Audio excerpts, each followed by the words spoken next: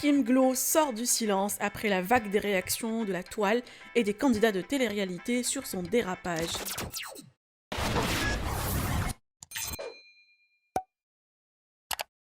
Après les différentes réactions des internautes et surtout des candidats de télé-réalité, Kim Glow a publié un post d'excuses sur son compte Instagram.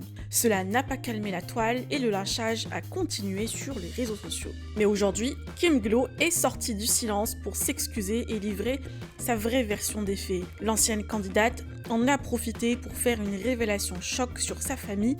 Je vous laisse avec ses explications. Bonjour à tous, je voulais revenir sur ce que j'ai dit hier. Pour commencer, je tenais à m'excuser encore une fois. Je reçois des milliers de messages de haine, de mort, alors qu'une seule partie de la vidéo tourne partout sans qu'on voie le pourquoi du comment. Et je voulais vous expliquer avec cette vidéo pour que vous puissiez au moins comprendre pourquoi j'en suis arrivée là à péter un plomb et à dire de la merde. Tout a commencé quand je suis restée bloquée en Tunisie.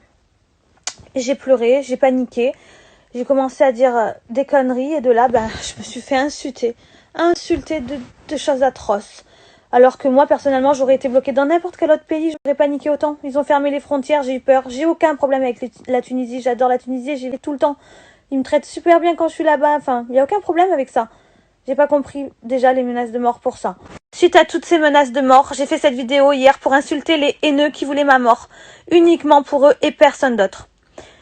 Vous savez quoi, en ce moment, je suis dans un état psychologiquement fragile. Je n'en parle jamais. C'est ma mère qui m'a ordonné de vous en parler. Ma mère, elle est en récidive d'un cancer. Je suis pas bien, elle est en limite en train de me préparer à sa mort.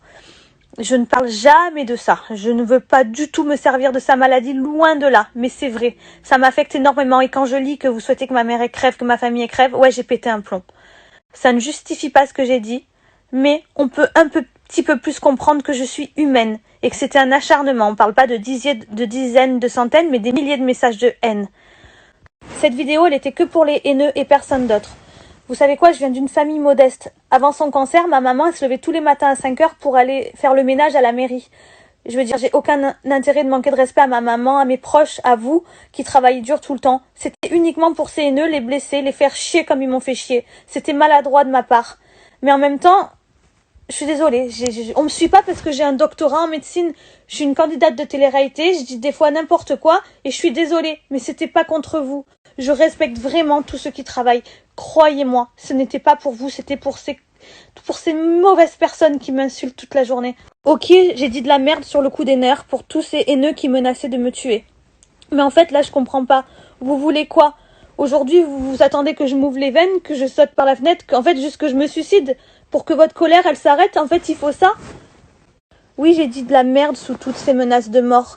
Mais alors, ça vaut le coup de repartager cette merde, en fait? Y a pas assez de haine dans le monde? Je comprends pas. Quel est l'intérêt de repartager une débilité pareille, si ce n'est que je me fasse tabasser dans la rue? Vous voulez juste ma mort, en fait? Je comprends pas l'intérêt de repartager ça.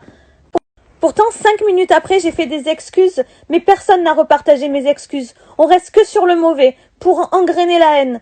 Et de là, en fait, même j'ai vu par exemple Cyril Hanouna, que j'adore, repartager ma vidéo dans TPMP, que je regarde tout le temps.